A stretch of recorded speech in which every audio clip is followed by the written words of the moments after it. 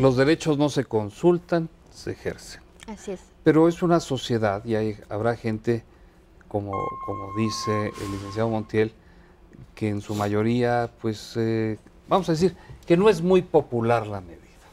¿Cómo arreglamos esto, señores legisladores?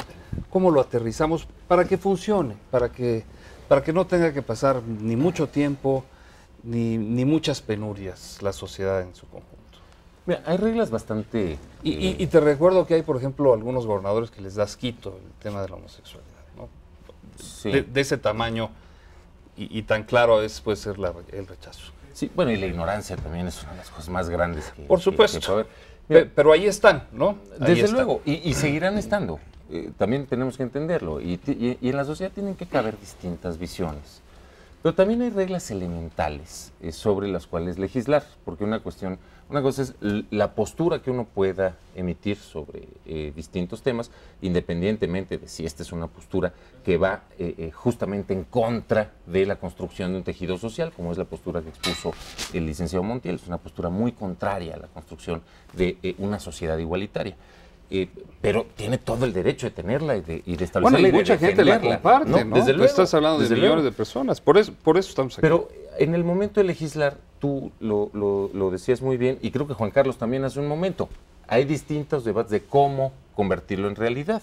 Esos debates hay que darlos. Desafortunadamente, también debe decirse, nuestros órganos legislativos a veces no dan los mejores debates. Yo creo que el mejor debate de este tema se dio en la Suprema Corte, ni siquiera en la Asamblea Legislativa, porque, bueno, tú sabes el tipo de alusiones a las que se hizo, que me parece en algún momento fue lamentable, pero hay una cosa bien clara. Todo lo que sea expandir derechos, todo aquello que me permita que se incrementen los derechos de cualquier sector poblacional sin que haya una afectación a ningún otro grupo, eso, de entrada, debe aprobarse. ¿A quién afectaría, licenciado, una decisión como la que estamos tratando esta noche? Porque yo estoy de acuerdo con él. ¿A quién afectaría? Bueno, mire, nosotros hemos analizado, antes de pasar esa pregunta, a lo que refería el licenciado Razú, el diputado Razú, nosotros tenemos que tener una concepción bien clara. Primero, no dogmatizar el tema, porque ya lo referí, no es cuestión de iglesia ni de religión. Sí. Segundo, se le debe de respetar siempre a todas las personas, ya sea homosexual o lésbico, su condición como está. Se tiene que velar porque tengan realmente una sociedad con convivencia. A lo que voy es que ese tipo de personas deben de tener la facilidad de acceder a derechos de salud públicos y de cualquier otro tipo de recurso público. Porque ese tipo de personas me sonó así medio fuerte, ¿no? Bueno, no fue agresión. No, claro, sí, no fue agresión. Sí, claro. sí. No, pero... Desde luego que mi postura siempre es clara y sobre todo trato de no caer en ese tipo de temas de discriminación porque no es mi línea. Correcto. Y sin embargo, sí es bien discriminatorio el discurso. O sea, es que es importante decirlo, y no digo que sea por una cuestión de agresión, pero nos decías que porque podemos interactuar. Sí, por favor, además creo que... Es bien discriminatorio desde el momento en el que se está creando una diferencia donde no la hay. Ese tipo de personas, o ese sector de la población, o como le queramos decir, ya estamos haciendo una diferencia por cuál es la orientación sexual. Esa diferencia no existe entre ella y yo. Yo tengo sexo solo con mujeres, bueno, ahora solo con yo mi también. esposa. No, también. Qué bueno que acordaste. Entonces no hay diferencia. Es decir, y sin embargo, ahí la estás generando, y las leyes también la generaban, y la siguen generando en muchos otros espacios, cuando no hay esta concepción detrás. El tema del matrimonio claramente generaba tienes que discriminación. reconocer que es un tema difícil, que trae una carga ancestral, ¿no? Como lo es que hay era. dos puntos. A ver, el primer punto, ¿por qué genera polémica?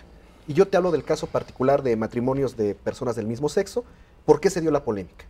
Bueno, nuestra postura es, primero, reconocer que existen derechos que no están siendo velados, cuidados por el Estado.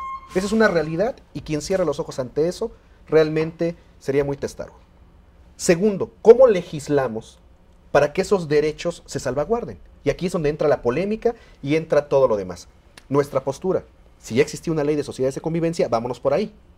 La postura de otro grupo parlamentario, no, modifiquemos el concepto de matrimonio. Ah, pero hay un detalle fino. ¿Qué es donde iniciamos Este concepto de ronda, ¿no? matrimonio Ujú. tiene una connotación ya histórica, que no hicimos ni el diputado, ni la licenciada, ni yo, sino históricamente la sociedad la construyó. Y bueno, y ahí es donde entra la confrontación de decir, bueno, es que estamos trastocando esta connotación histórica del matrimonio. Y ahí se da el debate y se dan tanto argumentos muy pensados, muy inteligentes a favor como en contra, como vienen argumentos de descalificación que, bueno, yo no los concibo en una sociedad que es una sociedad del conocimiento, en realidad. ¿Por qué? Porque, bueno, podemos tener posturas y visiones diferentes de dónde legislarlos, pero el hecho real, y creo que ahí es donde hay que dar el debate, es una defensa de derechos humanos.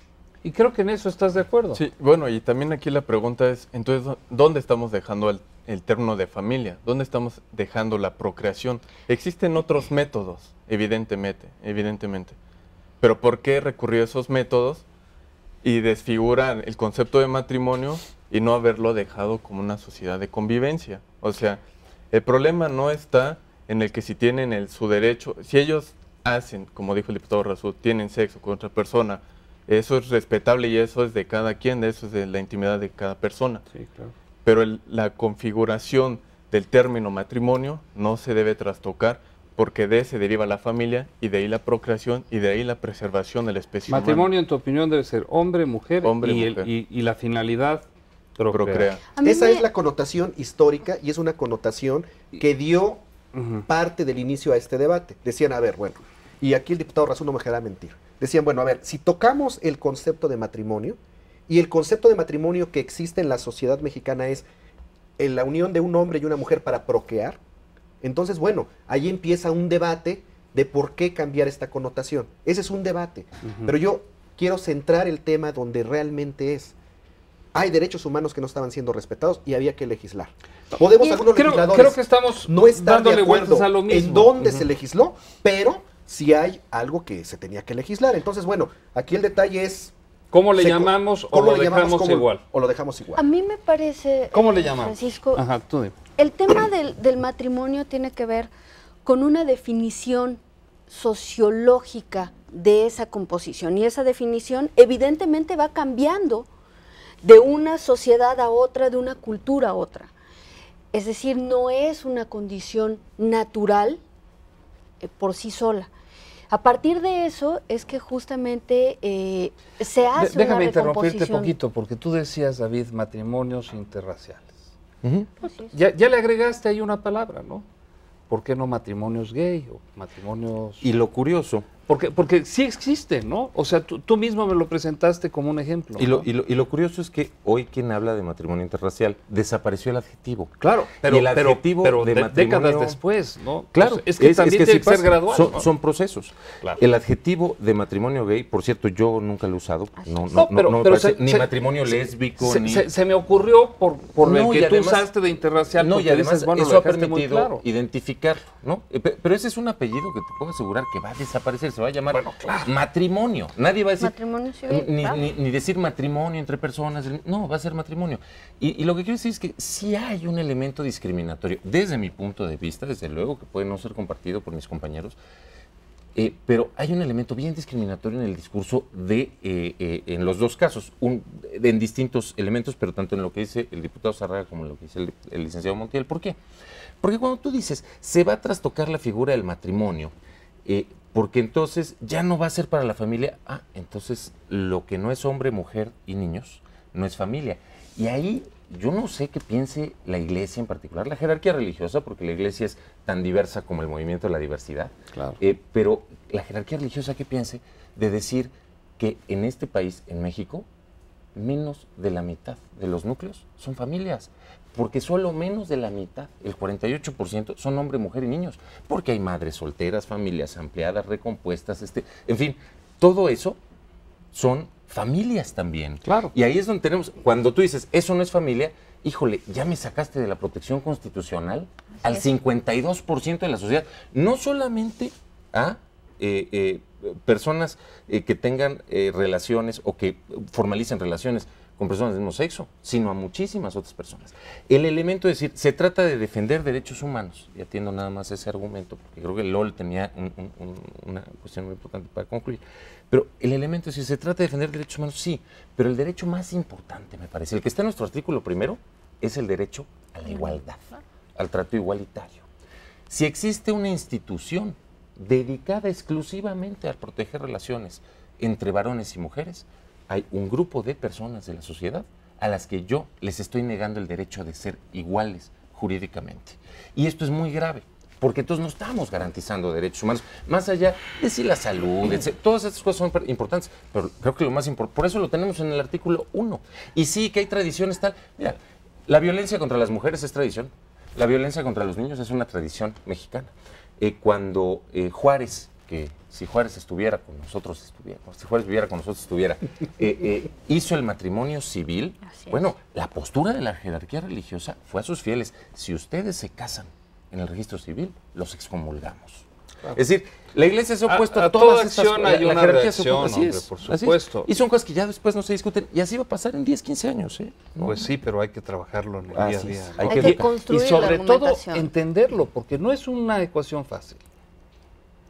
Estamos de acuerdo, ¿no? Sí, no es una ecuación fácil. No es una ecuación fácil, argumentación. ¿No? Es decir, el tema de la discriminación y todos estos estereotipos sobre los que se monta la desigualdad entre mujeres y hombres, por supuesto la homofobia, la lesbofobia, transfobia, la misoginia, el machismo, todas estas causales de discriminación están sustentadas en prejuicios. Y esos prejuicios lo que tenemos que hacer es construir una argumentación que permita entender que las sociedades se transforman, que las realidades sociales avanzan, se construyen de distintas formas y que bajo esa lógica, esas diferencias culturales, sociales, religiosas, ideológicas, no pueden ser un efecto de devaluación de derechos, una falta de acceso a derechos y a servicios. Ese es el tema de fondo. Y reconocer por parte de quienes proponen el cambio justamente que hay antecedentes históricos, culturales, y que la tolerancia también depende de ellos. Absolutamente. Porque un niño que vivió con los cuentos de su infancia, del príncipe, la princesa, la bella durmiente, etcétera, tendrá que entender que el mundo no es necesariamente así. O no es solo así. Y no es solo así, pero la tolerancia tiene que venir también de quienes proponen el cambio, ¿no? Así es. Mira, aquí y la apertura. Tengo que hacer una pausa. Causa y efecto, no tardamos.